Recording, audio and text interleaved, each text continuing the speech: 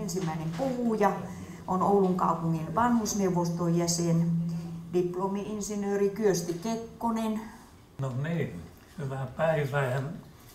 Mä oon tosiaan Kyösti Kekkonen ja työelämässä tunnettiin nimellä Tukallinen painos jostakin syystä.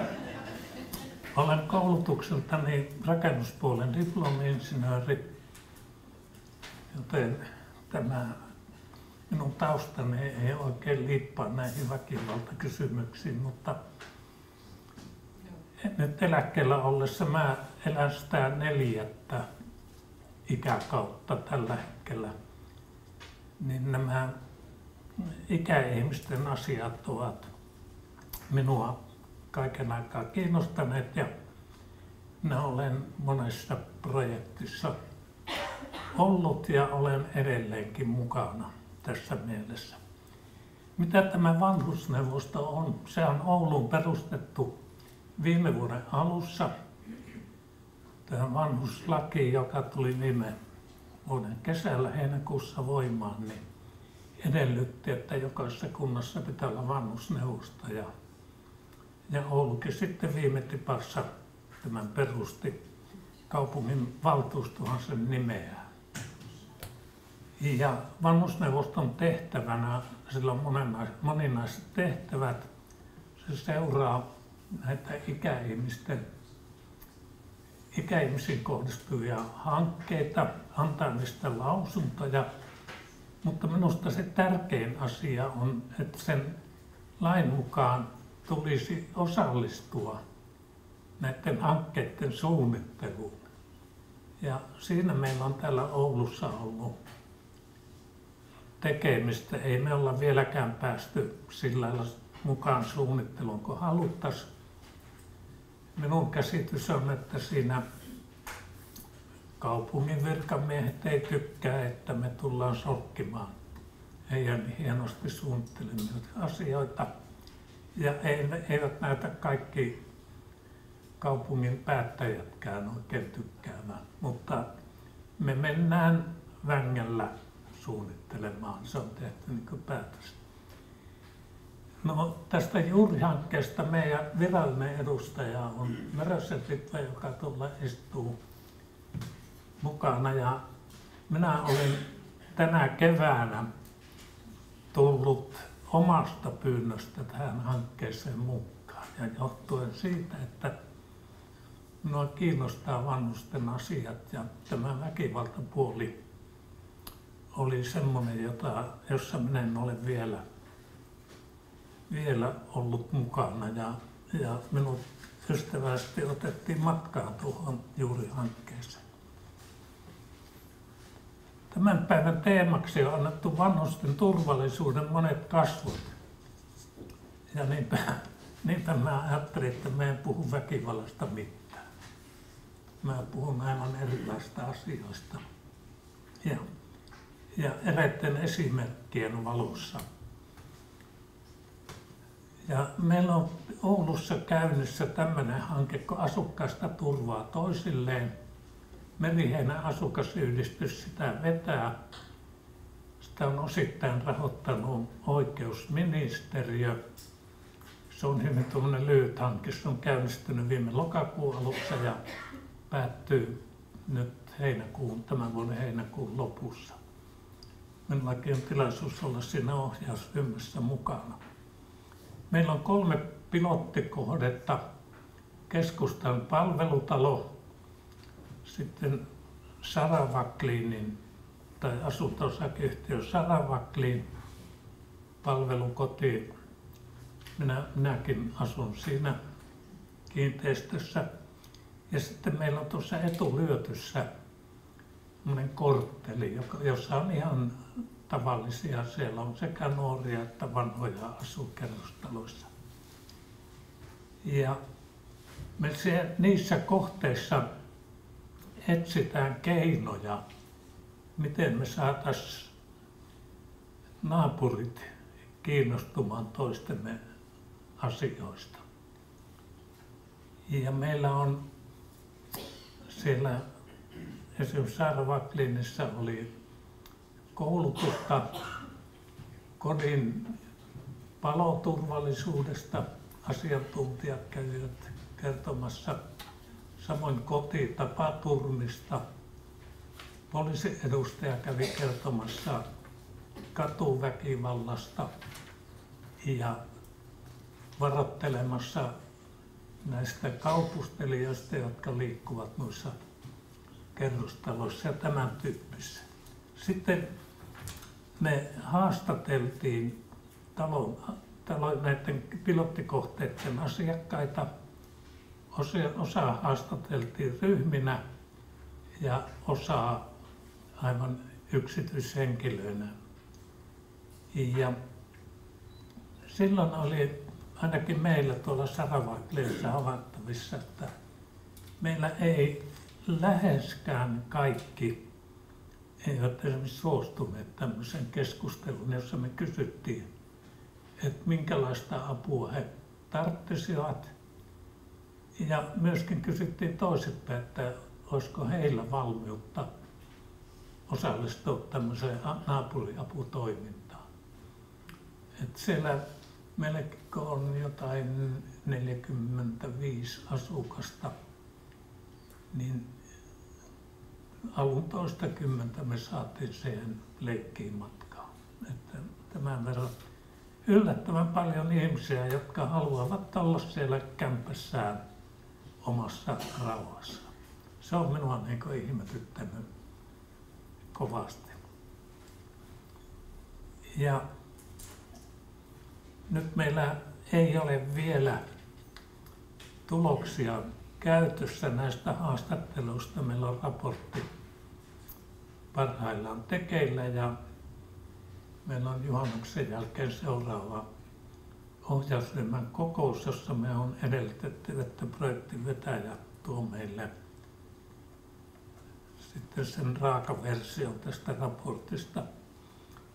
Nyt näissä keskustan palvelutaloissa ja meillä Saravaklinissa jo ennestään on tämmöistä naapuriaputoimintaa.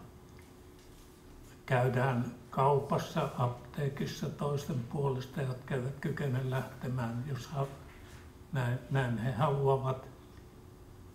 Ja laboratoriossa käynnissä ollaan mukana tarvittaessa. Jopa tuolla terveyskeskuksessa kun käy, niin ollaan valmiita olemaan mukana. Mutta meillä ei ole kovin montaa enää, jotka kykenevät lähtemään avuksi. Että meillä on suurin osa liikkuu rollaattoriavulla ja pyörätuolissa.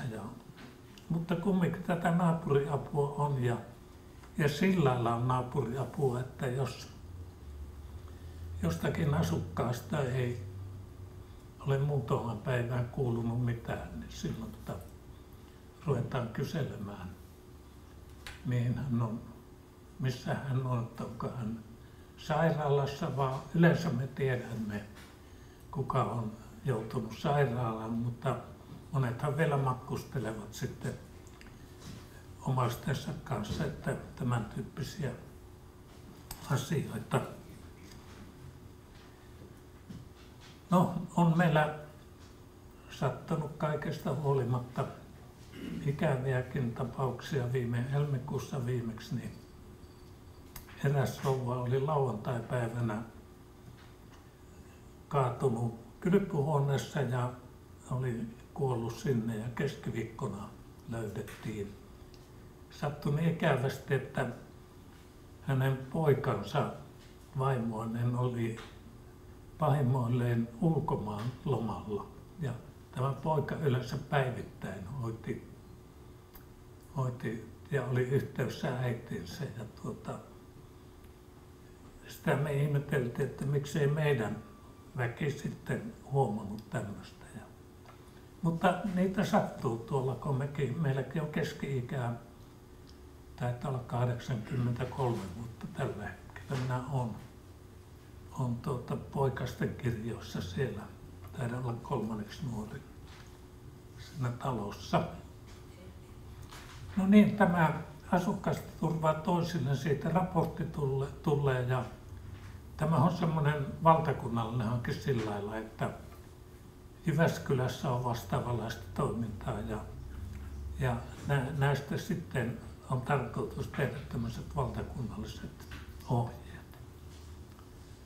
Sitten meillä on toinen hanke, jossa minullakin on ollut tilaisuus olla mukana, on tämmöinen turvakävely.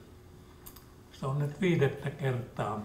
Toteutetaan kerran vuodessa ja tänä vuonna se toteutettiin toukokuun 12. päivänä. Ja tätä junailee keskustan suuralueen yhteistyöryhmä ja siellä ympäristö- ja turvallisuustoimikunta. Ja siinä mietitään semmoinen reitti, mikä kävellään läpi ja katsotaan siellä liikkumisen kannalta vaikeat kohteet ja ihmiset saavat siellä sitten kysellä asioita. Siellä on mukana kaupungilta, teknisestä virastosta on kunnossapitopäällikkö yleensä ja puisto-osaston edustaja, usein myöskin asemakaavan päällikkö, sitten se on liikekeskusta Oyn edustajat ja myöskin poliisin edustajat. Tänä vuonna poliisi ei ehtinyt matkaa. Ja tämän vuoden turvakävely lähti tuosta keskustan asukastuvalta, jossa me kävimme sen reitin läpi ja sitten menimme Mäkelinen kadulle sinne, mistä tämä Kallioparkin ylösnousu tapahtuu. Kattelimme ne tämän hetken vaiheet ja samalla seurataan, miten siinä työmaan alueella ja tuntumassa ihmiset pystyvät liikkumaan. Meillä on siellä mukana myöskin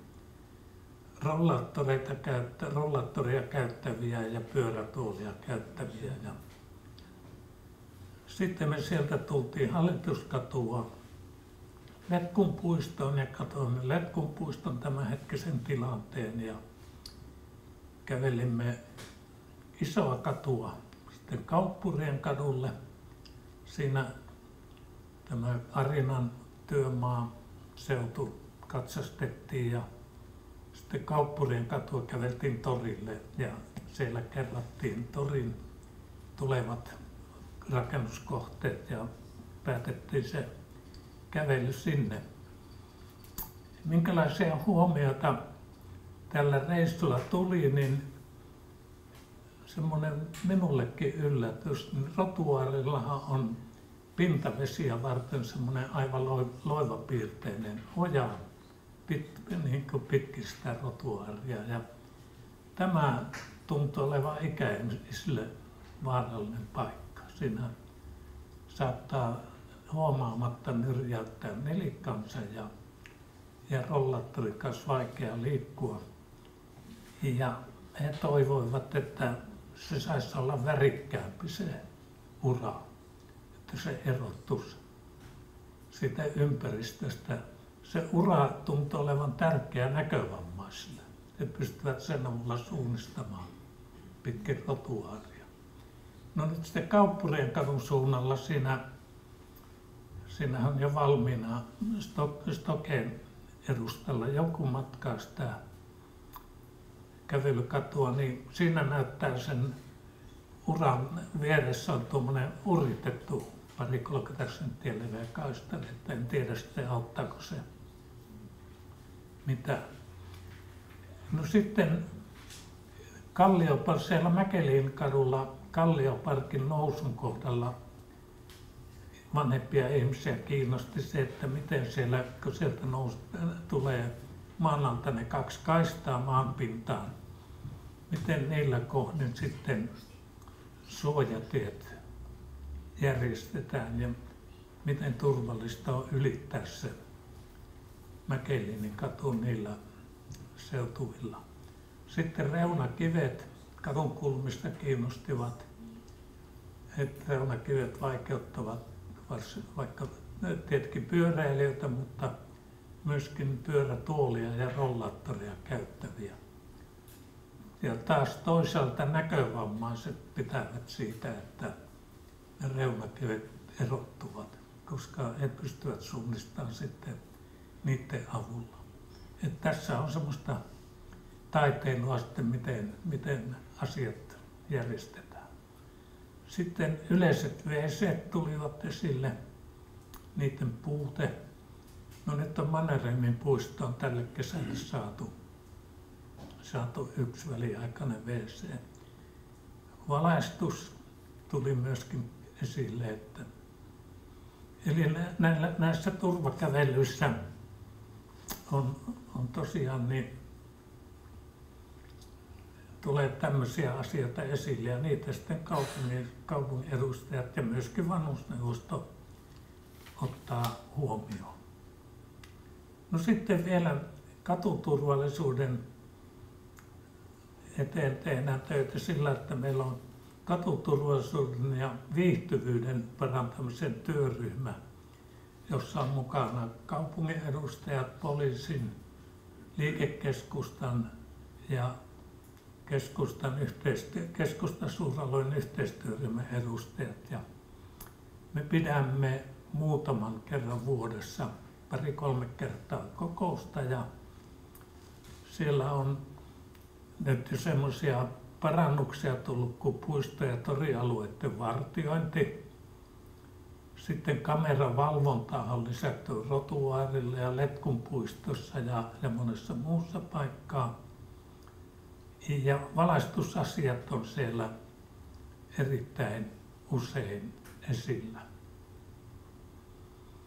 No tässä mulla aika menee umpeaan, että vielä kumminkin otan tämmöisen Oulun seudun Settlementti-yhdistyksen Ikä-Esko-hankkeessa, joka viime vuoden vaihteessa päättyi.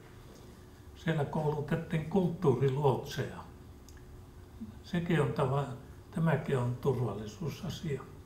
Eli nämä luotsit ovat käytettävissä, kun vanhukset, jos haluavat mennä konserttiin, teatteriin, taidenäyttelyihin, tämän tyyppisiin, niin on monia, joilla on näkö heikentynyt tai liikkuminen vaikeaa, että he eivät sen takia uskalla lähteä näihin tilaisuuksiin, niin kulttuuriluotsit voidaan tilata sitten kaveriksi joko kotua hakemaan tai ovat siellä kohteessa odottamassa. Ja muun muassa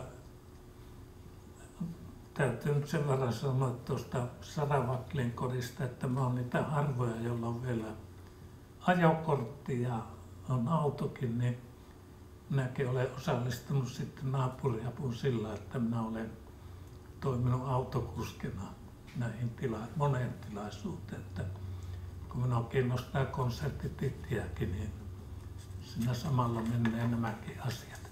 Mutta tämän tyyppistä toimintaa meillä tuolla käytännön elämässä tapahtuu. Kiitoksia.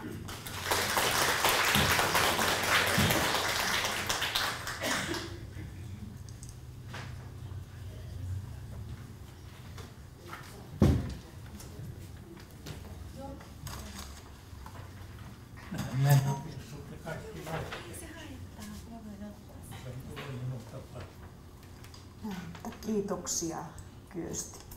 Tässä karmeimmillaan tätä, kun insinööri ryhtyy luottamus- ja vapaaehtoistehtäviin, niin asiat on järjestyksessä, on ja tehtäviä.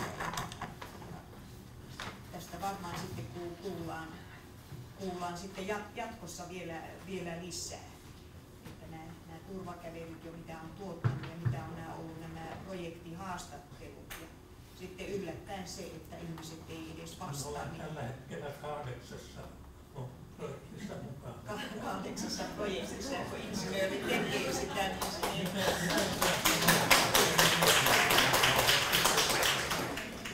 tässä liikkuminen ja muisti heiketä, niin tuolla vauhdilla. se pitää paikkansa. Tämä on lämmin kunnioitettavaa ja Ja varmasti sitten se on ruvennut menemään sillä tavalla, että ei katsota, että vanhusneuvosto nyt on, että vanhukset jotakin puuhaavat. Tässä ollaan kaukana. On se väärä mikrofoni auki? Tämä ei tajua. Nyt se ilmeisesti on taas jälleen auki. Vanhusneuvosto on todella...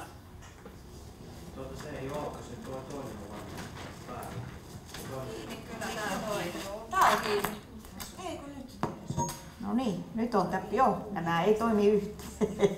Ei ole niin kuin siiamilaiset kaksoset. Joo. Sitten ihan semmoinen, että jos tarvitsisi tämmöisen kulttuuriluotsin, ei tämä tukallinen versio, niin siis mihin soitetaan sitten, jos esimerkiksi tarvitsee tämmöisen kulttuuriluotsin, että tuommoinen, joka ei pääse itse liikkeelle, niin tarvitsisi apua. Ja mistä saa, onko se Setlementtiyhdistys on sitten tämmöinen. Ja Marjo Pää. Että tämmöinen tieto sitten. Joo. Nouseeko kysymyksiä? Ei niin, onhan. Joo, kappa hyvä. Tästä kulttuuriluotsista, että onko siinä jonkunlainen kelloaikarajoitus? Onko kello? Illalla. Niin, että kuljetetaanko illalla, kun konsertit on enimmäkseen iltaisin. Joo, kyllä he tulee. Joo, niin että ei ole mitään, ei ole aikarajoituksia, ei ole virka-aikaa. Niin kuin oletettiin, että Suomen armeija Joo, ei ole viikonloppu eikä muita rajoituksia, että siellä ei olla virkamiehinä. Joo, mutta seuraavaksi sitten pyydän tänne vanhustyön diakoni Paula Kyllöstä, joka edustaa Oulun seurakuntayhtymää. Olepa hyvä. No niin, tervehdys kaikille. Ja minä olen Paula Kyllönen, vanhustyön diakoni, täältä koulusta valmistunut ja Tuiran seurakunnassa työskentelen. Ja tässä ohjausryhmässä on seurakuntien edustajana Markku Palosaari, vanhustyön pastori, joka ei nyt ole paikalla. Että tuon terveisiä vanhusten arjesta. Ja vanhusten arjessa, jossa on turvallisuudella monet kasvot. Vanhuus, huolto vai huvia viittaa siihen vanhusten monenlaisiin elämän sisältöihin, vapauteen, turvaan ja terveydestä huolehtimiseen ja yhtä lailla heikkouteen, avun tarpeeseen ja turvattomuuden tunteeseen ja pelkoihin, jota vanhuksen arjessa voi olla. Kotikäynneillä kohtaan ikääntyviä ihmisiä ja silloin on aikaa keskustella myös siitä, mitä se turvallisuus merkitsee arjessa selviytymisessä. Huolen puheeksi ottaminen on yksi askel eteenpäin. Ja nämä keskustelut on luottamuksellisia ja niissä voi puhua vaikeistakin lähisuhdeväkivaltaan liittyvistä asioista ja taloudelliseen hyväksikäytön uhriksi joutumisesta. Eli tämä huolen puheeksi ottaminen mahdollistaa sen puuttua tilanteeseen ja yhdessä ratkoa niitä ongelmia.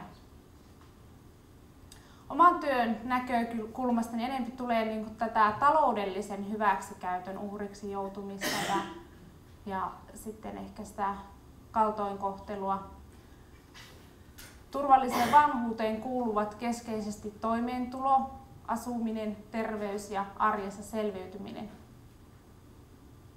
Ikääntyvä haluaa vanheta turvallisesti omassa kotona, mutta luonnollisesti hän tarvitsee myös apua ja kun avun tarve lisääntyy, niin sitten mietitään muita ratkaisuja. Läheisten tuki ja apu on korvaamatonta ja silloin kun se on luotettavaa ja vanhuksen itsemääräämisoikeutta kunnioittavaa tukea. Että monesti näen läheltä niitäkin tilanteita, että niin omaiset on vanhuksen äänenä ja se ei ole välttämättä sitten samanlainen ääni kuin vanhuksen oma ääni. Ja auttajien on usein vaikea tunnistaa kaltoinkohtelua perheessä, koska perheen koskemattomuus on tärkeä kulttuurinen arvo, varsinkin ikäihmisille. Ikääntyneiden kaltoinkohtelulla tarkoitetaan sitä fyysistä tai psyykkistä väkivaltaa, taloudellista hyväksikäyttöä, hoidon tai avun laiminlyöntiä, erilaisia oikeuksien rajoittamista tai loukkaamista, tai kun ei ole tällaista ihmisarvoista kohtelua.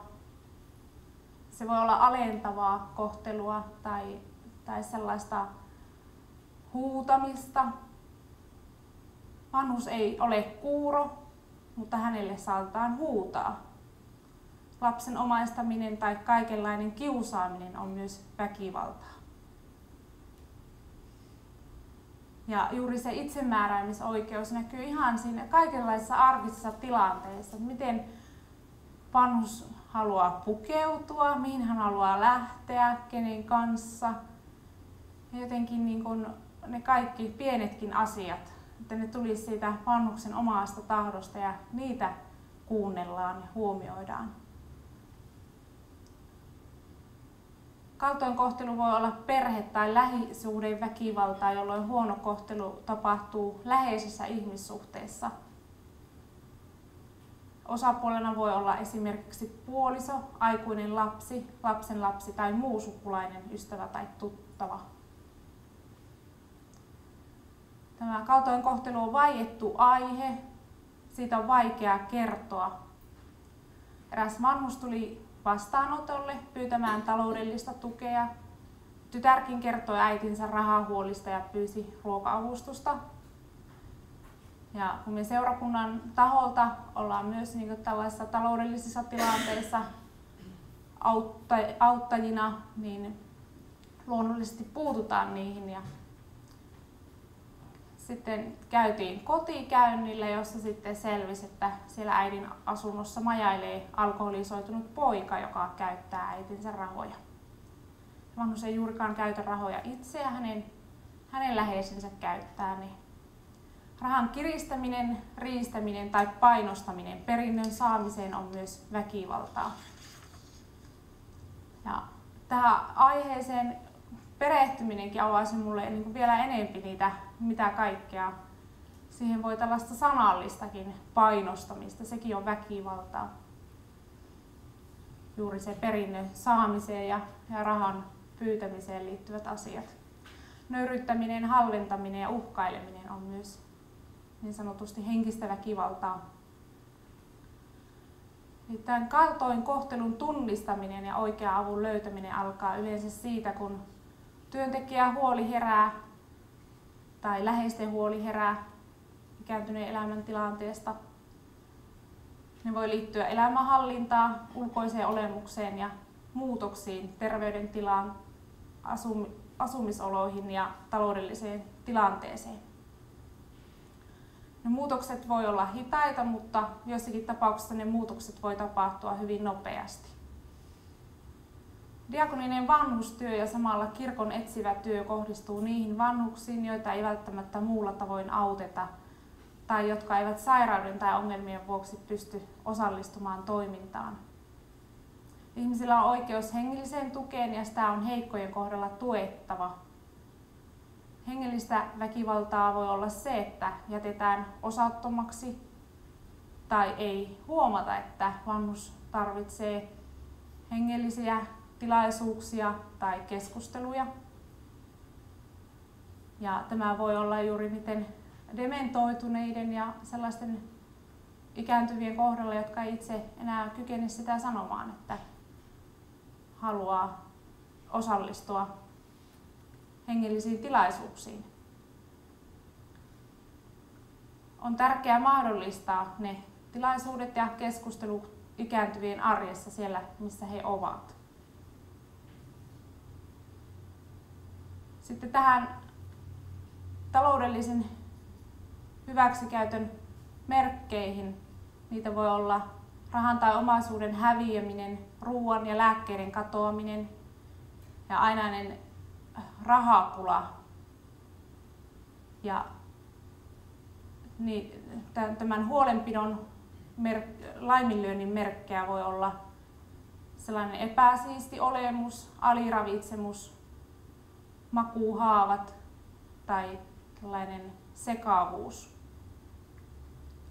Ja myöskin niiden vammojen peittely, että nähdään, että on mustelmia tullut, mutta niistä selitellään toisin. Ja se vaatiikin meiltä ammattilaisilta, että puututaan ja kysytään suoraan, että mistä nämä on tullut ja sillä tavalla voidaan niin kuin lähteä ratkomaan niitä asioita. Meiltä työntekijöiltä ja erityisesti seurakunnan työntekijöiltä, jotka lähdetään sinne ihmisten arkeen ja koteihin, edellytetään kuuntelemisen taitoa, jotta autettavana oleva ihminen tulee aidosti kuulluksi. Ja huolimatta siitä käsiteltävänä olevasta ongelmatilanteesta, usein keskustelu ja siihen liittyvä tuki ja neuvonta auttaa ja antaa helpotusta. Yhdessä voi löytyä keinoja tilanteen ratkaisemiseksi ja ennaltaehkäisyssä ja kaltoinkohteluun puuttumisessa tarvitaan moniammatillista suunnitelmallista yhteistyötä, niin kuin täällä tänään on tullut tämä asia hyvin esille. Kaltoinkohtelua kokeneen vanhuksen auttaminen on usein pitkä prosessi ja tärkeää on yrittää luoda sellainen luottamuksellinen suhde vanhukseen ja on itse ainakin kokenut, että se luottamuksellinen suhde, sen rakentuminen voi viedä aikaa, että se ei ihan heti ensimmäisellä kotikäynnillä synny välttämättä, että tarvitaan, että käydään kotikäyntejä ja sovitaan aina seuraava. Ja sillä tavalla voidaan niin keskusteluissa ainakin mennä sitten sinne syvemmälle tasolle, jossa on hyvin arkoja asioita. Työntekijä voi omalla toiminnalla motivoida ja antaa asian työstämiseen aikaa. Työntekijä voi esimerkiksi yhdessä vanhuksen kanssa miettiä turvasuunnitelmia tai sellaisia yhteistyötä, johon voi soittaa ja josta voi hakea apua. Ja sitten myös tässä auttamistyössä on tärkeää huomioida se kaltoinkohtelija, joka saattaa olla läheinen ihminen, puoliso tai lapsi. Eli hän on myös vaikeassa tilanteessa ja työntekijä on kuitenkin ennen kaikkea asiakkaansa asialla ja hänen etujensa valvoja. Turvallinen vanhuus rakentuu monista asioista ja monen toimijan yhteistyönä ja keskeisempänä toimijana on vanhuksen omat toiveet ja näkemyksensä turvallisesta vanhuudesta. Sitten tällaisia tavoitteita meidän työhön ja missä voisimme vielä näkyvämmin olla. Tavoitteena on lisätä tietoisuutta ikääntyneisiin kohdistuvasta kaltoinkohtelusta ja väkivallasta ja järjestää koulutusta seurakuntien työntekijöille vanhuksiin kohdistuvasta ja vanhusten välisestä kaltoinkohtelusta. Ja sitten myös niin kuin tämä virka-asujen käyttö, joka ainakin meillä diakoniatyöntekijöillä voi olla hyvin vähäistä, että se viranmerkkien näkyminen katukuvassa ja muussa julkisessa elämässä lisää yhteisen turvallisuuden tunnetta ja ikäihmisillä on sillä tavalla helpompi sitten mennä kertomaan, kun näkee, että siellä menee pappi tai nyt pappi tuli tänne palvelukeskukseen, että voi mennä kertomaan asioista. Ja se lisää myös sellaista tuttuuden ilmapiiriä, että viestitetään sitä, että kun käytetään virka-asua, niin silloin varsinkin edustetaan seurakuntaa ja kirkon työtä ja ollaan valmiita keskustelemaan luottamuksellisesti ihmisiä kohdatessa. Ja seurakunnilla on pitkät vuosisataiset perinteet ja meitä koskee luottamuksellisuus- ja salassapitovelvollisuus ja papeilla on laissa säädetty vaitiolovelvollisuus RIPissä ja kaikissa näissä tällaisissa sielunhoitokeskusteluissa.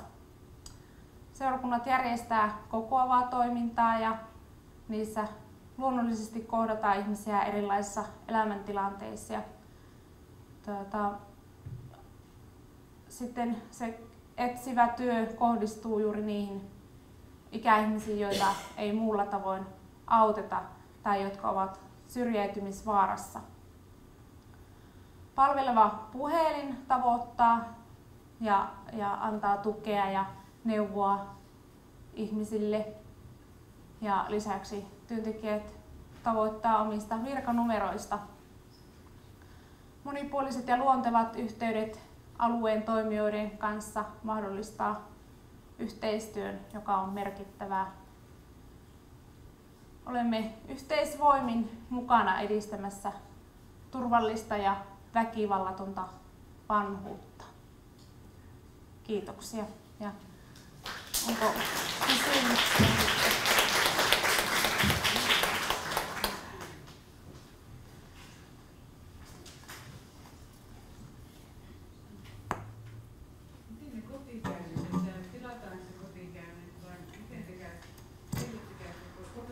Joo, eli vanhus voi itse soittaa tai omainen.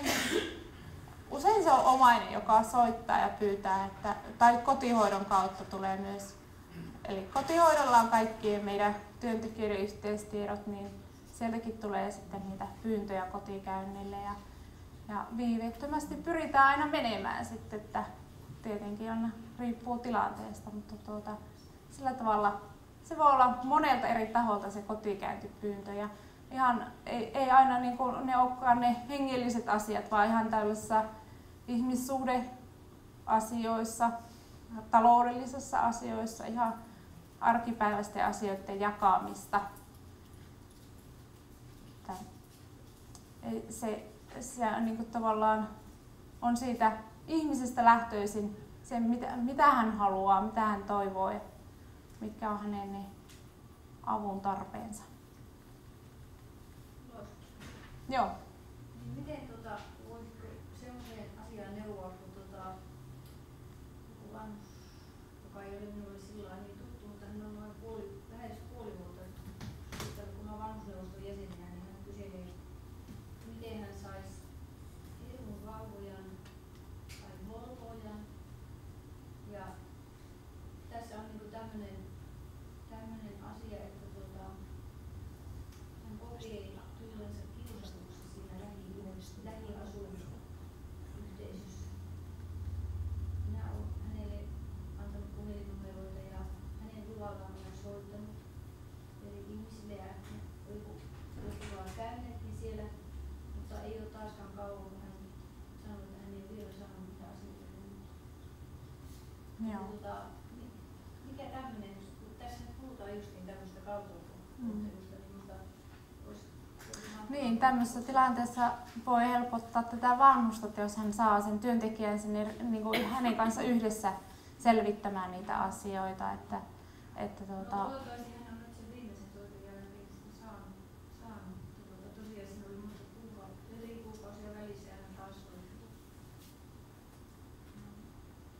Joo. Tämmöisiä apuja tarvitsisi. Joo, että meillä ihan niin kuin vastaanotoilla, jotka ihmiset tulee, niin me sitten otetaan edunvalvoja yhteyttä ja sitten voidaan kotikäynneilläkin ruveta hoitamaan niitä, että sillä tavalla monesti se on helpompi työntekijän kanssa kuin yksin sitten ruveta ratkomaan niitä asioita. Voi ihan pyytää diakoniatyöntekijääkin. Hän on niin kaukana, että hän vaan on vanhusneuvoston nimistä eksin ja hän monesti on soittanut. Joo. En ole työntekijänä. Niin. Sillä tavalla voi rohkaista ottamaan yhteyttä tai sitten niin kuin, tietenkin vanhuksen luvalla, jos on hän antanut omat. Hän on antanut niin. Mutta ei ole niin lainausmerkeissä lakimieskin on käynyt ja ei ole sekä ei ole mitenkään sitä asiaa. Ei pystynyt ratkaisemaan asiaa. Joo. että auttajia on kyllä käynyt, mutta sitten ei ole mitään tapahtunut. Joo. Varmaan 2 kertaa käynyt. Onnakumusseurakunnan työntekijöitä. Joo. Kyllähän niin tuntee ja tietää alueen seurakunnan työntekijöitä. Sinä on se maistraatin henkikirjoittajana, se on, joka lähtee näin. Joo.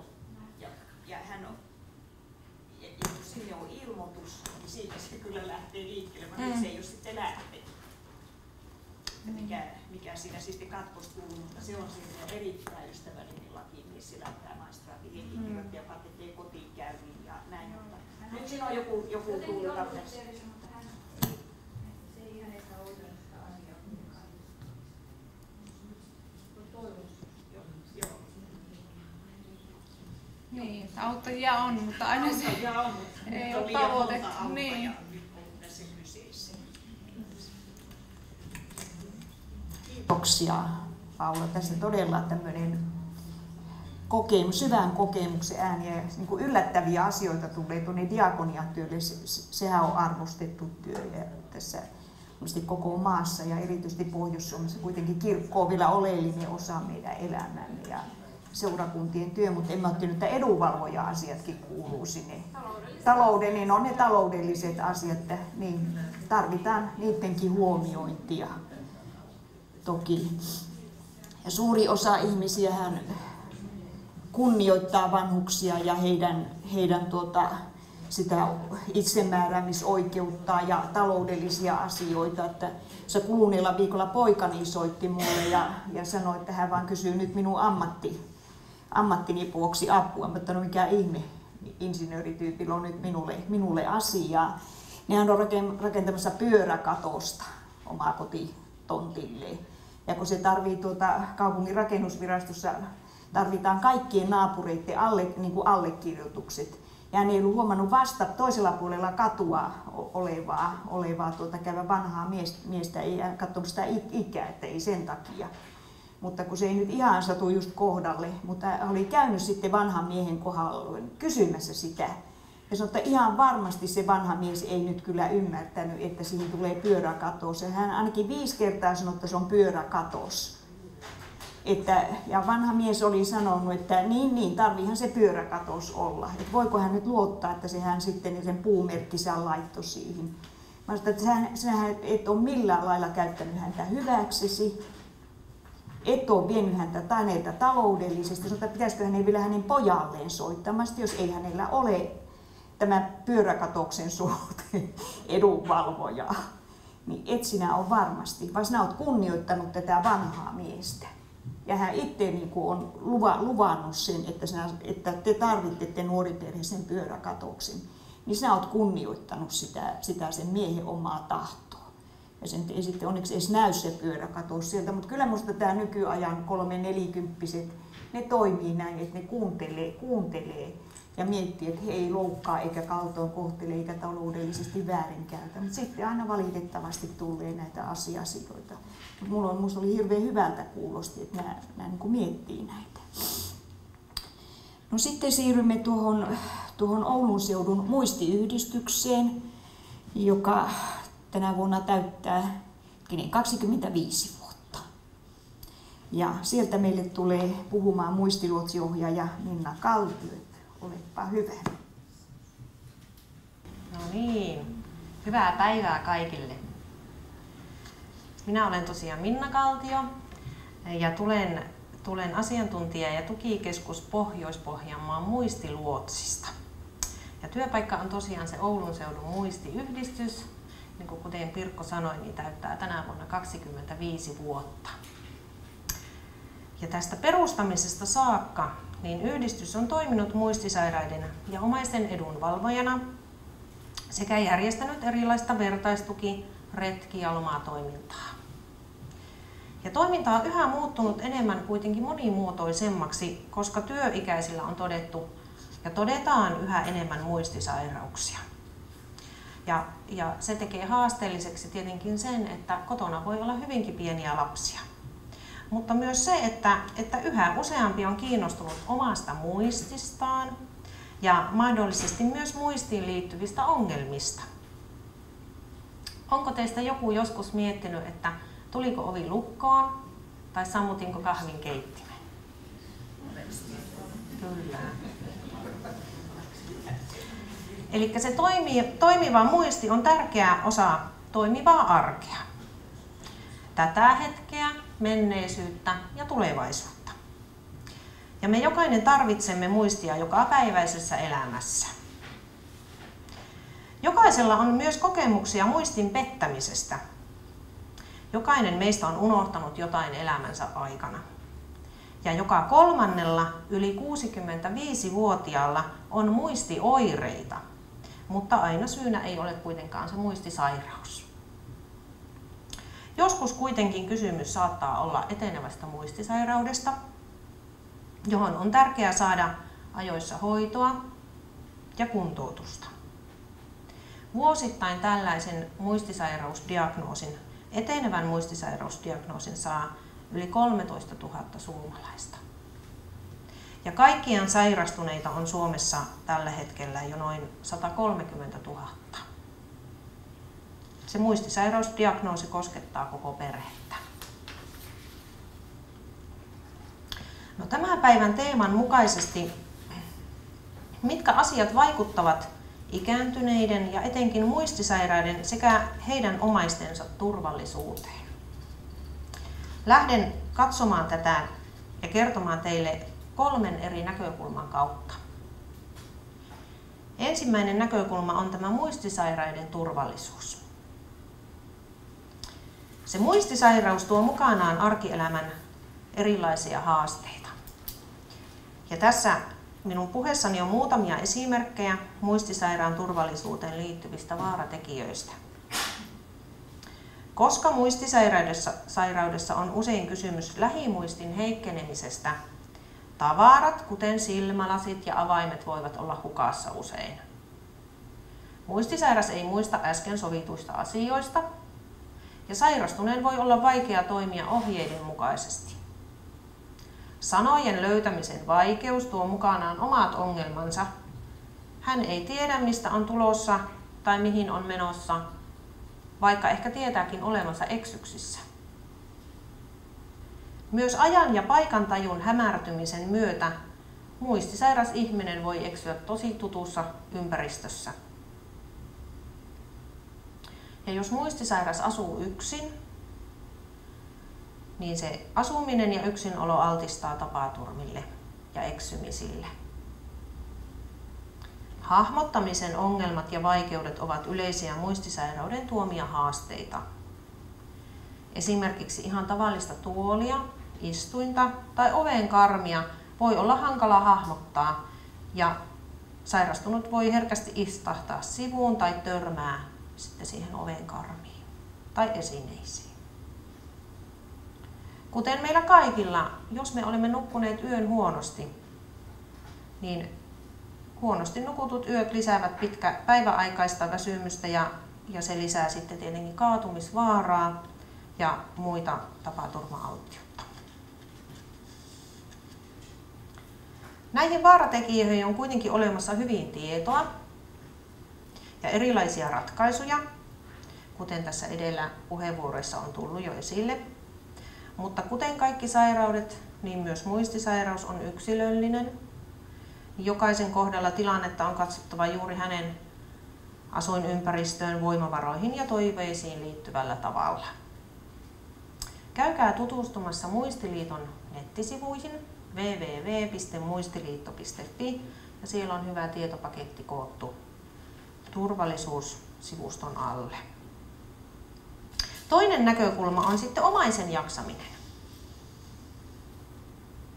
No, miten sen muistisairaan omaisen turvallisuutta voidaan ylläpitää? Ja kuten edellä on tullut jo ilmi, niin muistisairaus tuo haasteita erilaisia. Myös omaisen turvallisuuteen ja etenkin jaksamiseen on kiinnitettävä huomiota. Omainen tai läheinen ihminen on muistisairaalle henkilölle turva ja se luo turvallisuutta ja semmoisen turvallisen ilmapiirin myös. Ensitieto sairaudesta ja kuntoutukseen pääsystä ja tieto muistakin tukimuodoista ovat ensisijaisen tärkeitä asioita koko perheelle. Mutta kun se muistisairaus tuo mukanaan erilaisia haasteita, niin ei se arkielämä kovin seesteistä välttämättä ole. Muistisairaan henkilön persoonallisuus voi muuttua. Ja hän voi muuttua esimerkiksi yhtäkkiä aggressiiviseksi, vaikka hän ei aikaisemmin sitä olisi ollutkaan. Myös muistisairaan levottomuus, saman asian toistaminen, jatkuvat kysymykset ja kokoaikainen yhdessäolo yötä päivää voivat aiheuttaa sille omaiselle monenlaisia tunteita. Ja tämän johdosta on tärkeää, että omainen tietää, missä on lähin muistiyhdistys, johon voi ottaa yhteyttä. Ja hänellä on hyvä olla tiedossa, mihin voi ottaa yhteyttä silloin, kun sen tarvetta esiintyy. Muistisairaan ja omaisen on tärkeää saada sitä ensitietoa ja tietoa erilaisista kuntoutusmuodoista. Ja tässä ei suinkaan ole kysymys vaan siitä fysikaalisesta kuntoutuksesta, vaan kokonaisvaltaisesta kuntoutuksesta, joka pitää sisällään myös meidän yhdistyksen ylläpitämät kuntoutus- ja virikekurssit, vertaisryhmät, tapahtumat, retket ja muut tilaisuudet. Ja koska näillä vertaisryhmätoiminnoilla on tärkeä merkitys niin muistisairaan kuin omaisen jaksamisen kannalta, niin näihin me suositellaan tietenkin osallistumaan. Mutta näitä vertaisryhmiä me kehitetään eri hankkeiden kautta Raha-automaattiyhdistyksen tuella. Ja voitte käydä tutustumassa Oulun seudun muistiyhdistyksen nettisivuihin halutessanne www.osmy.fi. Tai sitten tulkaa tutustumaan meidän toimitiloihin. Olemme tuossa Pakkavuoden kadulla 16A5 ja semmoinen vaaleanpunainen Puistolan talo. Mutta entä sitten se näkökulma 3? Välittäminen. Nyt luenkin teille yhden omaisen tositarinan. Vuoden 2011 helmikuun 24. päivä oli kylmä päivä. Pakkasta oli 20 astetta ja pakkasen purevuutta lisäsi kovaa viima. Äiti pääsi livahtamaan omille teilleen hoitopaikastaan. Äiti oli sisävaatteissa, ei käsineitä, ei päähinettä, ei takkia. Jalassa aino tossut. Hän käveli läpi kylän raitin vilkkaan iltapäiväliikenteen aikana kenenkään pysäyttämättä. Mittavat etsinnät aloitettiin heti. Mukana oli useita poliisipartioita, vapaaehtoisen pelastuspalvelun väkeä ja omaisia. Yhteensä yli 80 etsijää. Poliisipartio löysi äidin 4 tunnin etsinnän jälkeen meren rannasta ison puun juurelta istumasta. Äiti oli pahoin kylmettynyt, 16-asteinen, mutta vielä hengissä. Äiti kuljetettiin sairaalaan, jossa elvytys sitten myöhemmin lopetettiin. Äiti pääsi taivaan kotiin. Ja tämä omainen on käynyt ystävänsä kanssa kävelemässä äidin oletetun viimeisen reitin. Tämä on ollut tunnin matka ja vastaantulijoita oli todella paljon.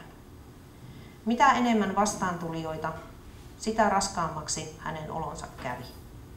Miksi kukaan ei pysäyttänyt äitiä?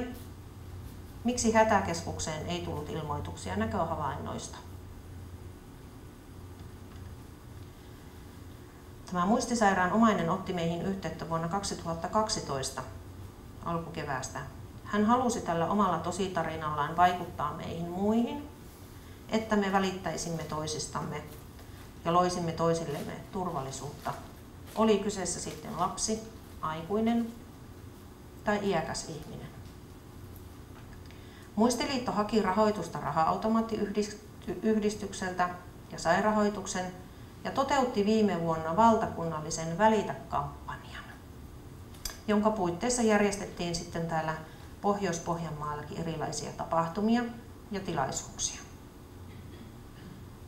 Me olimme myös mukana viemässä tätä tärkeää asiaa ihmisten tietoisuuteen. Välitimme osaltamme, välitämme edelleen ja tulemme välittämään tulevaisuudessa ihmisten turvallisuuden puolesta. Tule sinäkin mukaan välittämään. Kiitos.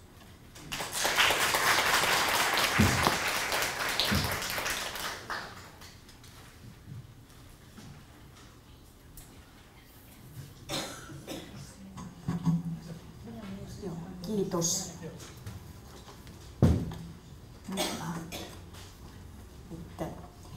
Tässä on juuri se, että ennen kuin viranomaiset toimivat, niin on tämä asenteiden muutos ja sen asian vieminen eteenpäin, että jokainen tuolla matkan varrella, olipa se sitten lapsi eksyksissä tai vanha ihminen ainotossuissa ja sisävaatteissaan tuolla talvipakkasella. Ei siinä tarvita viranomaista, mutta voi tietysti soittaa viranomaiselle, että tulee hakemaan, että se voi olla huonompi homma, että vanha muistamaton ihminen, joka on pelokas, niin hän ei lähde vieraan ihmisen autoon välttämättä, mutta se, minkä on tuossa työni puitteissa huomannut, että kummasti sitten kun se on poliisin auto, niin siihen uskalletaan mennä. Kerran mies tuossa työmatkalla oli havainnut, katsoa, että miten se tapahtuu se tilanne, kun siinä poliisiauto kurvasi ja siinä oli joku muu oli jo hälyttänyt apua. Niin sinne virkavallan kyytiin mennä, mutta jos on ollut omalla autolla, niin kukaan meistä nyt lähtee vieraan se auto. Mutta juuri se, että välitetään ja soitetaan ja kerrotaan koordinaatit. Tässä tuli nyt Minna esityksen myös tuon muistiyhdistyksen merkittävä toiminta monella tavalla tämän välittämisen ja kätkettyjen äänien huomioon ottaminen. Kiitoksia sinulle ja pyydän sitten Oulun seudun omaishoitajat ja läheiset edustajaa, omaishoidon ohjaaja Heini Kemolaa. Perjantai-iltapäivää vielä kerran minunkin puolesta teille kaikille. Ja nimi on tosiaan Heini Kemola, omaishoidon ohjaaja Oulun seudun omaishoitajat ja läheiset yhdistyksessä. Ja sairaanhoitajan koulutukselta. Eli tässä on meidän yhdistys ja yhdistyksen toimintamuodot. Eli meillä on nyt 16 toimintavuosi ja toiminta-alueena on nämä 8 kuntaa, jotka tuohon on lueteltu. Jäseniä yhdistyksessä on 470. Mitä yhdistys tekee, niin pääidea on se, että sellainen ennaltaehkäisy. Eli me pyritään saavuttamaan niin virallisia kuin epävirallisia omaishoitajia, eli heitä, jotka hoitaa läheisiään siellä kotona, jakamaan tietoa. Tietoa me jaetaan muun muassa verkkopalvelun kautta, sähköpostineuvonta, sillä tavalla, että esimerkiksi tänä päivänä tuli sähköpostiin pyyntö, että soitatko ja puhelinnumero. Ja mun mielestä se on hyvä, koska sähköposti on semmoinen paikka, että ei mielellään ala siellä kirjoittaa kenenkään asioita. Että ihan pyyntö soittaa ja sitten minä soitin ja tärkeä asiahan siellä oli, mitä käytiin sitten yhdessä läpi. Henkilökohtaisia tapaamisia.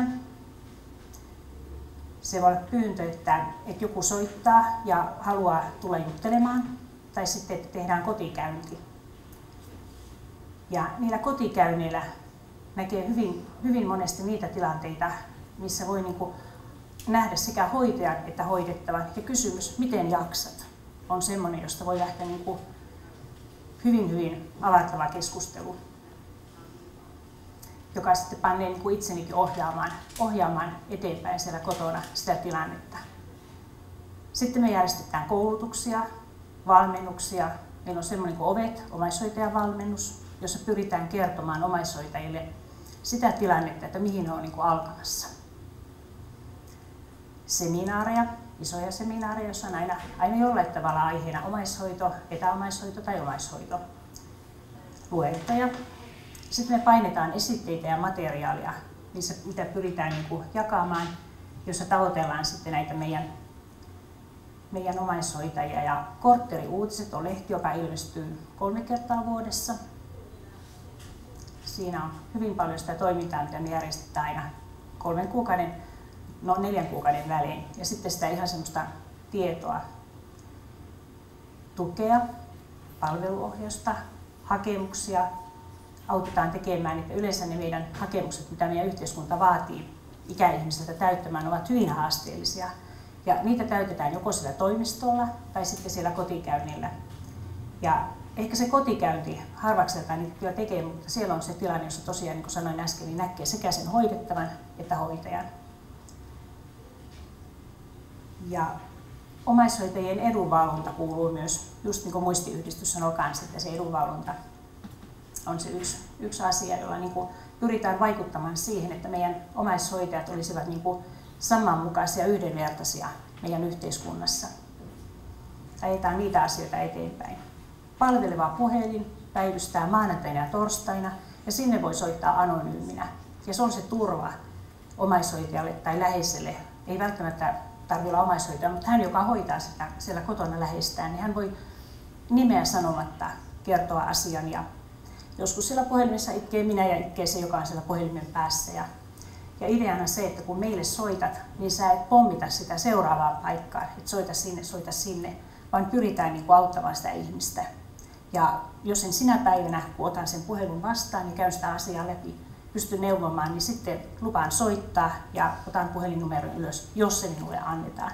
Mutta sitten voidaan sopia myös, että soittakaa minulle huomenna tiettyyn kellonaikaan, niin minä sitten mahdollisesti olen saanut vastausta tai pystyn vielä paremmin ohjaamaan.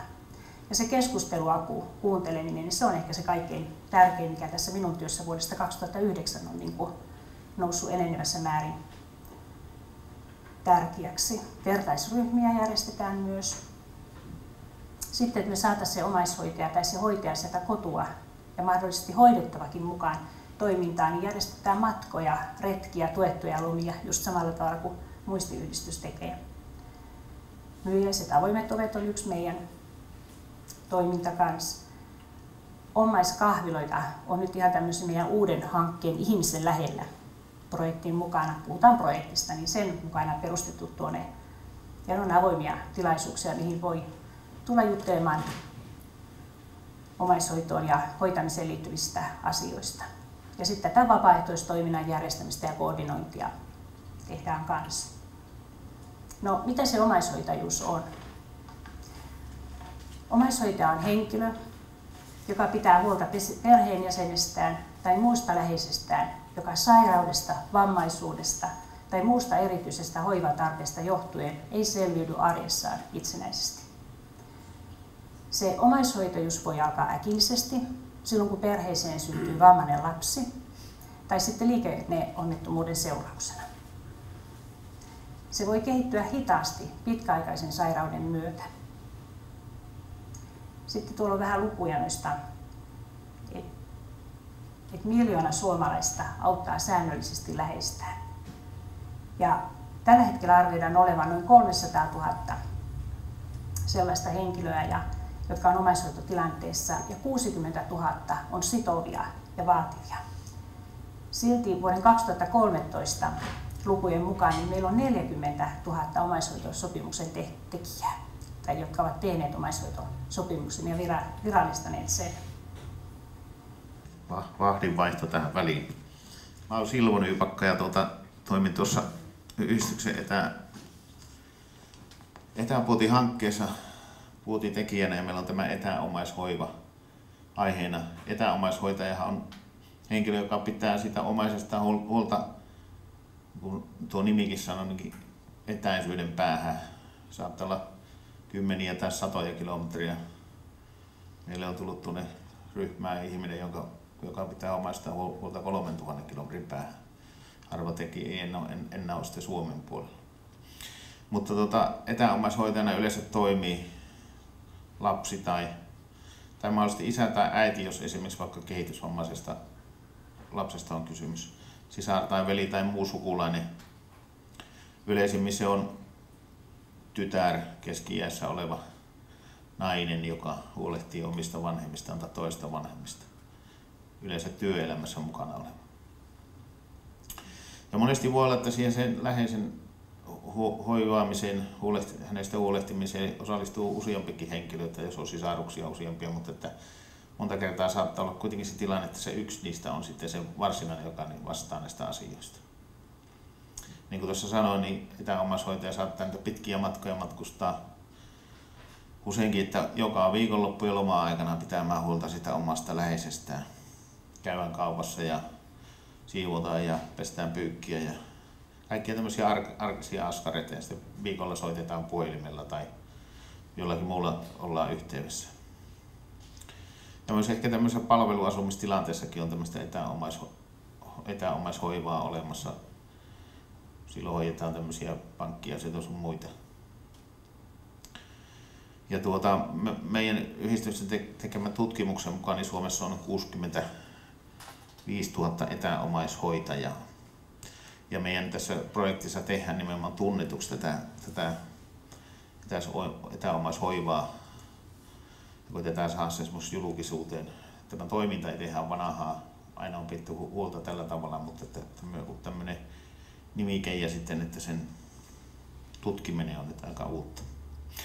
Sitten mikä meillä on tämän päivän aiheeseen, niin mietittiin tätä kaltoinkohtelua tämmöisen omaishoitajan näkökulmasta, niin ehkä se tämä erään omaishoitajan kuvaus siitä, että miten jaksaa, niin ehkä kuvaa sitä, että olen niin väsynyt, että silmäni eivät pysy auki.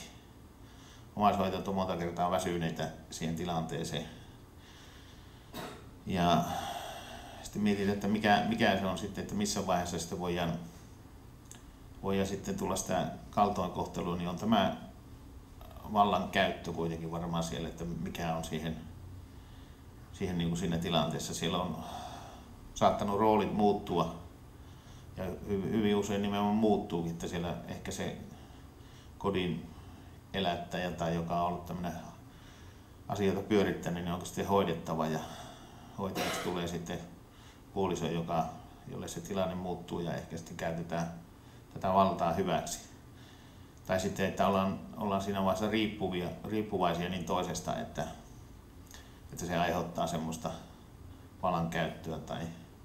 Tai sitten monesti se, että tosiaan tulee siitä puolisosuhteessa tuleeko semmoinen hoitaja-hoidettava suhde, että siinä ei ole enää semmoisesta perinteisestä aviopuolisosuhteesta kysymys. Sitten on mietitty sitä, että onko tämän päivän ajan nyt sen kuitenkin semmoiseksi, että tätä omaishoitajatilannetta pidetään niin kuin yllä ehkä tämmöistä yhteiskunnan vaatimusta tai jostakin muusta, että ei ehkä seurata sitä tilannetta, että ollaan niin kuin hoitaja ei enää jaksa, ei kykene eikä pysty, mutta siitä huolimatta jatkuu se tilanne ja silloin ajaudutaan ehkä myös ilman tahallista tietämystä semmoiseen kaltoinkohteluun tai tämmöiseen, että ei pystytä sitä hoitamaan vaan tämän väsymyksen johdosta. Ja sama ehkä tämmöinen yhteiskunnan ja yhteisön tuottama kaltoinkohtelu siellä, että jäähän sinne yksin ehkä se hoidettava sen kotiin ja ulkopuoliseksi ja tuettakin joskus jäädä, ettei saa sitä tukia. Meidän yhdistyksen nämä monet toiminnot minun tähtää siinä, että me saataisiin, niin kuin Heini tuossa sanoi, että näitä omaishoitajia ja hoidettaviakin pois sitä kotua ja mukaan tämmöiseen. Kannustetaan vapaa-päivien viettoon ja kannustetaan lähtemään. Syyskuussa lähdetään etelän matkalle, vielä olisi paikkoja auki, jos omaishoitajat haluaa sinne. On nyt 5 reissua tehty, viimeksi oli 32 ihmistä siellä. Nämä on aina semmoisia irtilähtöjä kyllä. Sitten semmoinen mietintä, että onko omaishoitajuudesta tehty jonkinlainen sankaritarina. Tämmöinen ihannointi, että jotenkin niin kuin nyt tällä hetkellä puhutaan sitä kotona asumisen tukemisesta ja yhä edelleen niin lisättäisiin sitä sellaista omaishoitoa, mutta onko se, että kun yhteiskunta ja meidän tämmöinen julkinen keskustelu tekee sitä sankaritarinan ja sitten ihminen ehkä joutuu jaksamaan enempi mitä pystyykään ja siinä sitten tulee semmoinen tilanne, että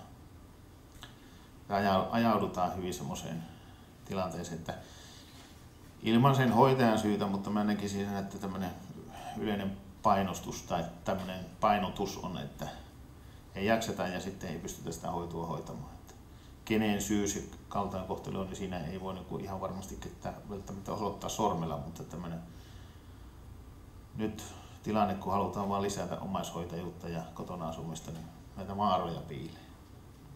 Ja sitten mikä toinen on tässä meidän etäomaishoitaja projektissa tullut mieleen ja mietitty, niin näitä, kun se läheinen, joka pitää sinne etäälle huolta sitä omaisesta, niin ihan selkeästi on nähtävissä semmoinen syyllisyyden tunne. Siis siitä, että se omainen on siellä kaukana ja mä en pysty sitä hoitamaan niin silloin kun haluaisi. Aina miettii, että sitten kun puhutaan tämmöistä kaltoinkohtelusta, niin ihmiset vähän niin kuin arastellen kertoo, että meillä on tämmöisiä, ja sitten kun ruvetaan keskustelemaan, niillä on ihan selvästi semmoista tunnetta, että he ei nyt kohtele omia läheisiä, vaikka kysymyksessä ei ole kyllä silloin kaltoinkohtelu, vaan se on, että kun ei vaan pysty niitä hoitamaan niitä asioita. Jää sinne kauas, ollaan siellä kaukana.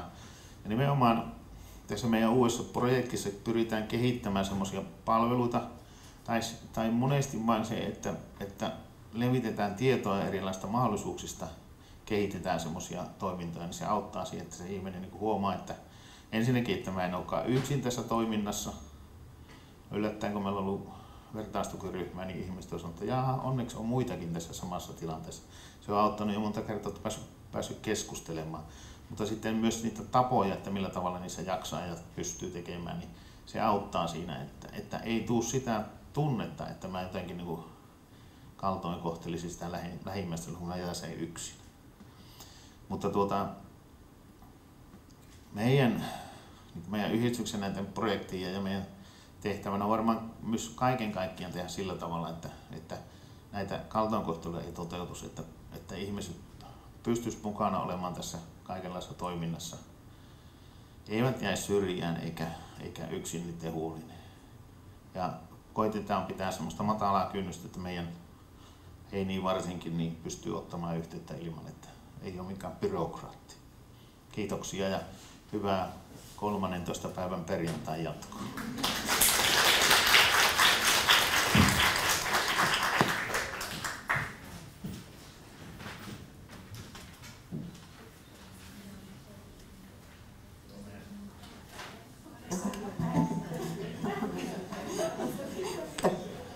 Kiitoksia erinomaisesta esityksestä, että tuli tämä omaishoitajien työ ja etäomaishoitajien tämä taakka mitä se on.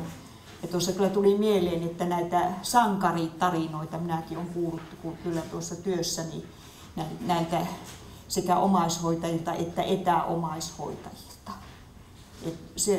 Se on semmoinen, kun näytetäänkö siinä itselle, painostetaanko sitä muualta, että se on kovin ihannoitu, että jaksaa hoitaa sen läheisensä. Saksassa se on ratkaistu sillä tavalla, että pimeästi palkataan pari puolalaista. Me ollaan niin lainkuuliaisia, että meillä ei tämmöistä asiaa ole, mutta ei se ole niin kuin omaishoitaja, kun väsähtää, niin siinä tulee, että se sankaritarina saa sitten vähän surullisia päätöksiä.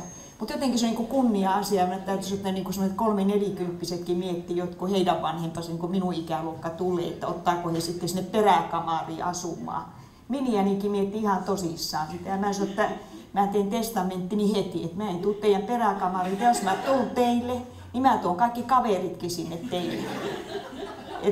Se on niin se loppu se sankaritarina siinä lyhyen, että ei se ole mikään yksinkertainen juttu, niin kuin, että rupeaa se seuraava polvi hoitamaan. Ja vielä pitäisi muuttaa vieraalle paikkakunnalle 600 kilometrin päähän sitten puoli ja toisin. Tämä oli hirveän valottava esitys tästä.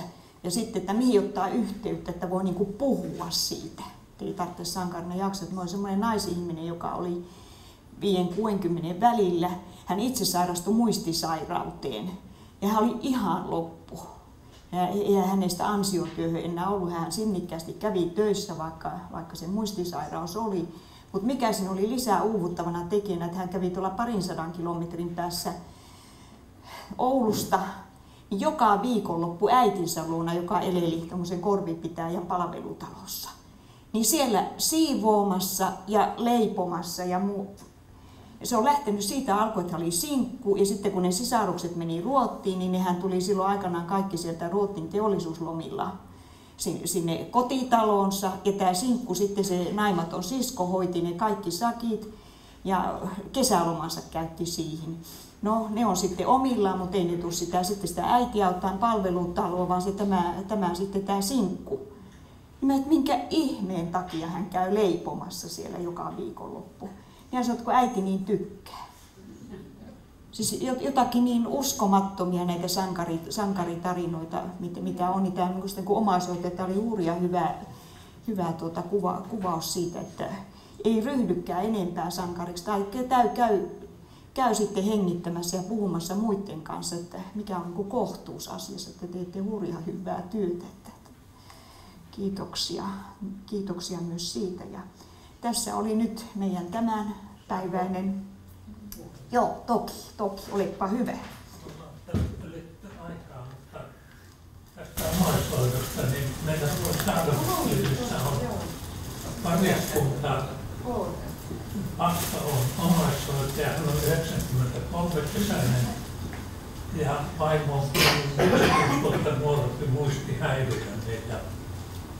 Me ollaan nyt kyllä talon johtaja ja talon hallituksen puheenjohtaja lievästi huolissamme, että miten he pärjäävät siellä. Että meillä ei oikein kuvaa, minkä verran kaupungilta käydään siellä, mutta heillä on poika Oulussa, että poika näyttää käyttävän isää esimerkiksi lääkärissä ja silloin pojan vaimo on sitten tämän rouvan tykönä.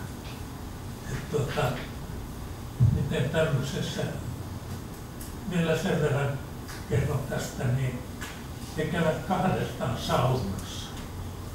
Ja tässä oli keväällä niin rouvalla tullut 2 saunassa ja kun ei ollut tiennyt mihin jätökset pannaan, niin oli pannut ne kiukaan. Ja sehän meni kiuaskivet kaikki pesuun niin että me ollaan huolissa, että miten se pakka jaksaa. No, varmasti niin kauan olleet yhdessä, että heitä ei voi erottaa mihinkään. No sitten toinen sattui viime viikon maanantai-aamuna. Toinen pariskunta, niin mies on omaishoitaja, vaimo on muistihäiriöinen. Niin mies oli saanut sydäninfarktin. Maanantai-aamuna ja ambulanssi oli vienyt hänet sairaalaan ja tämä muistihäiriöinen rouva oli jäänyt yksin sinne asuntoon.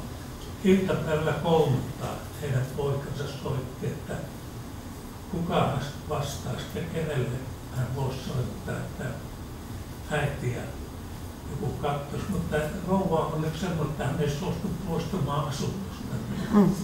Hän ei ollut mihinkään karannut, mutta mitä hän on tehnyt siellä asunnossa, niin sitä ei tehdä. Tämmöisiä ikäviä tapauksia myöskin omaishoidossa. Joo, että kyllä tässä niinku, tätä on tässä arjessa ja miettimään, että mitä tehtäisiin, että soitetaanko omaishoitaja liittoon tai esimerkiksi. No sen verran vain, että me puhutaan näin, että omaishoitaja pitää olla kykenevä fyysisesti ja psyykkisesti hoitamaan lähestään, niin se, että kun aletaan olemaan niin sen ikäisiä, että on niin omassa hoitamisessakin jo täystyö, niin palveluohjausyksikkö on varmaan semmoinen, mistä ainakin voi niin kiireellisen hoidon tarpeen arviointia niin pyytää ja ottaa yhteyttä. Ja sitä ambulanssikuljetusta mietin, että joskus itse sairaanhoitajana peräänkuuluttaa sitä, että missä on semmoinen ammatillinen silmä sairaankuljettajina, kun he ottaa sen toisen hoidettavaksi ja jättää sen apua tarvitsevan yksityisen kotiin.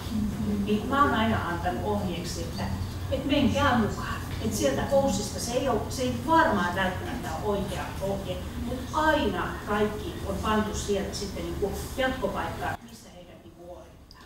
Joo, Oulun seudun yhteispäivystyksen hän sanoo henkilökunta, että he ei voi sitä niin antaa tämmöistä ohjetta ja kuuluttakaan, että tuokaa kaikki molemmat tänne, mutta sinne yleensä tavallisimmin se ambulanssi ottaa molemmat ja siellä sitten hoidetaan kyllä se tilanne oikein hyvin, mutta lähipaikkakunnalla otettiin lammaskin hoitoon, että tässä mielessä kunnossa se jossakin sujuu oikein hyvin. Mutta tosiaan kiitän tästä päivästä ja jättäkää ne palautelomakkeet tuonne ja ottakaa näitä esitteitä mukaan ja sitten vuoden päästä taas sitten uudestaan. Ja kiitoksia. Nyt mä haluan vielä erityisesti kiittää vanhuspsykiatri Ilkka Hiltusta tästä upeasta iltapäivästä, mikä me ollaan saatu ja kuulee sinun puhetta ja sinun näitä terapiahuomioita. Kiitoksia todella paljon tästä päivästä. Ja sillä vähän noin aiheeseen liittyvällä väreillä sinua halutaan muistaa.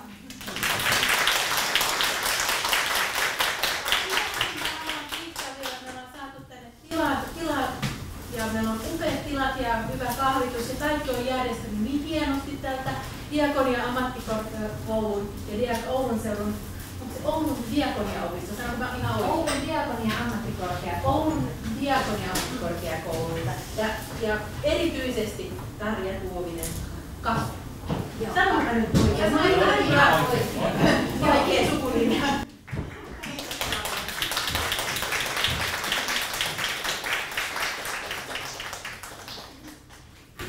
Ja totta kai sitten Oulun juurihankkeen meidän monitaituri Riitta Vesalarven halutaan muistaa.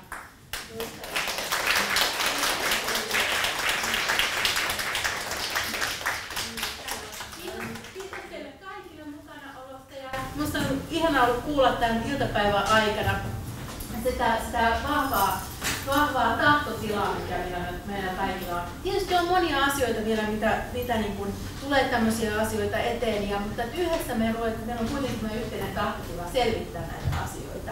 Ja monesti on väärinymmärryksiä, mutta kun ollaan enemmän ja enemmän tietoisia ja toinen toisiamme kuunnellaan, niin niistä väärinymmärryksistäkin sitten päästään. Ja semmoisen viestin mä just äskeistään sain, että tää on ihan, tää Oulun tilaisuuskin on nyt saanut oikein sellaista valtakunnallista näkyvyyttä, että Terveyden ja hyvinvoinnin laitoksen pääjohtajalla on tänään just vähän aikaa sitten mennyt viesti ja siinä on mennyt delegaatio kertomaan, että Oulussakin vietetään näin ja ne on ollut hyvin otettuja, koska Terveyden ja hyvinvoinnin laitos on myös takana tämän kampanjapäivän toteutuksessa. Kiitos teille paljon ja oikein hyvää ja turvallista kotiin.